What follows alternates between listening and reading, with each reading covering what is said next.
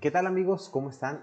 Bienvenidos a Cuestiones Juristas y en este video traigo para ustedes una continuación del tema de negociación y argumentación. En particular veremos los temas relacionados con las fases de la negociación, las cualidades que debe tener un buen negociador, las habilidades del negociador, algunos de los principales errores en el proceso de negociación, así como las tácticas mal empleadas en la negociación, para finalmente concluir con el tema de la negociación de carácter persuasivo. Y bueno, iniciamos entonces con el tema que nos ocupa, las fases de la negociación.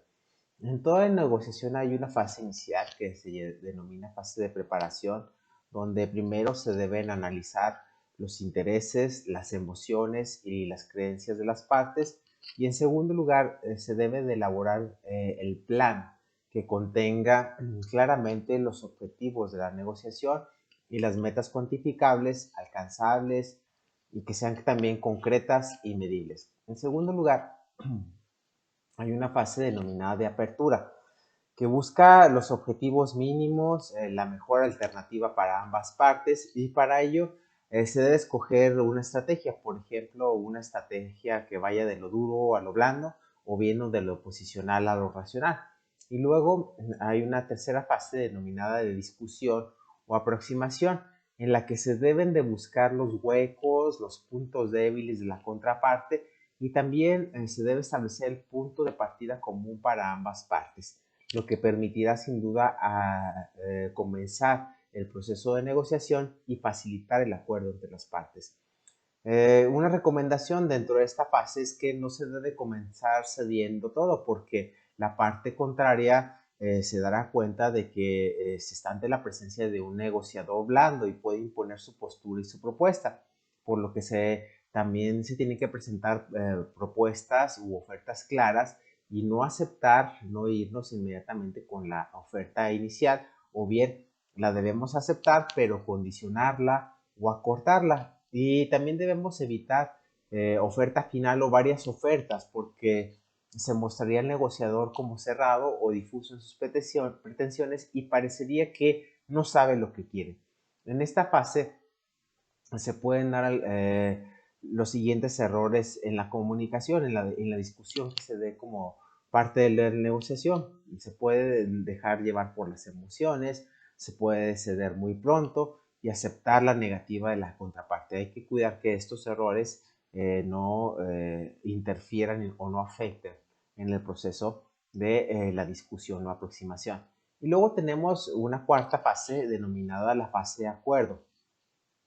Aquí hay que pensar que todo acuerdo es renegociable y que no todo es definitivo. Hay que establecer siempre, o que hay que tratar de establecer siempre una cláusula de escape que permita una salida ante la imposibilidad del cumplimiento de los ofrecimientos. Ante un frente duro, proponer una alternativa peor y llevar al extremo a la contraparte para que ceda un poco. Aquí es la recomendación. Y finalmente tenemos una fase de seguimiento, donde los negociadores deben repasar cómo se desarrolló el proceso de negociación y preguntarse por qué salió mal, qué se aprendió, qué acciones se pueden emprender para mejorar el proceso de negociación. Otro de los temas que nos ocupan es las cualidades de un buen negociador. Todo buen negociador debe tener ciertas cualidades para que tenga buenos resultados el proceso de negociación. Dentro de las cualidades que debe tener un buen negociador es ser flexible, pues no hay que cerrarse en su propia postura y hay que estar dispuesto a ceder un poco en sus peticiones para lograr el acuerdo entre las partes y resolver el conflicto. Un buen negociador tiene que ser creativo porque el negociador tiene que inventar opciones que permitan ver la solución al conflicto desde diferentes puntos de vista y de una manera desinteresada para llegar a un arreglo. Debe ser también optimista, dado que no se debe desanimar ante los posibles obstáculos del negociador. Siempre hay que buscar la mejor solución en beneficio de las dos partes. Pero sobre todo tiene que ser un buen comunicador, porque se debe hacer saber entender y presentar sus ofertas de solución de una forma clara, sencilla y atractiva para su contraparte. Y un buen negociador se prepara con tiempo, pues conoce los detalles del conflicto para llegar a las entrevistas con propuestas estudiadas y analizadas con la debida oportunidad. Lo que nos lleva también a las habilidades que debe tener un buen negociador. El buen negociador desarrolla una escucha activa y sabe provocar la atención a través de una comunicación persuasiva y eficaz. Un buen negociador debe tener entre sus habilidades la de obtener la máxima información de la parte contraria y de su interlocutor para saber hasta dónde puede llevar a cabo las propuestas y sus ofertas de negociación. El buen negociador también piensa antes de hablar, dirige la negociación hacia la satisfacción de las necesidades básicas de todas las partes implicadas. El buen negociador también respeta las peticiones de los demás y para ello no las cuestiona, sino que espera hasta tener todas las propuestas para analizarlas y discutirlas de manera colaborativa. También el buen negociador debe tener como habilidad planificar el plan de concesiones para llevar a cabo de mejor manera el proceso de negociación. Esto es, cada concesión va acompañada de una restricción y así equilibrar las propuestas. Un buen negociador también debe tener como habilidad identificar la situación en la que se desarrolla la negociación y las tácticas de la parte contraria. Luego vemos, estamos por abordar los principales errores que se dan en el proceso de negociación. Uno de los errores principales es que el negociador pretende unos objetivos difusos, indeterminados, de tal manera que obstaculizan el proceso de negociación, pues no tiene claro qué es lo que quiere. Personalizar los asuntos es otro de los errores en los que se incurre en los procesos de negociación, pues se centran más en las personas que en el conflicto, de tal manera que se vuelve una guerra de intereses en lugar de buscar las soluciones atrayentes para ambas partes. Otro de los errores es no atender las señales del compañero contrario, porque en el propio proceso las partes van dando señales de sus peticiones que si los negociadores las aprovechan y las interpretan adecuadamente, les permitirá llegar a la solución del conflicto. Otro error que se comete es creer ciegamente, sin contrastar todos los detalles que el cliente transmite. Y en ocasiones es importante no creer ciegamente y pedir evidencias que respalden las versiones y las pretensiones de las partes. Otro de los errores es crear falsas expectativas en los clientes. Es mejor ser objetivos y realistas y no engañarlos para ganarse la confianza con supuestas soluciones inalcanzables.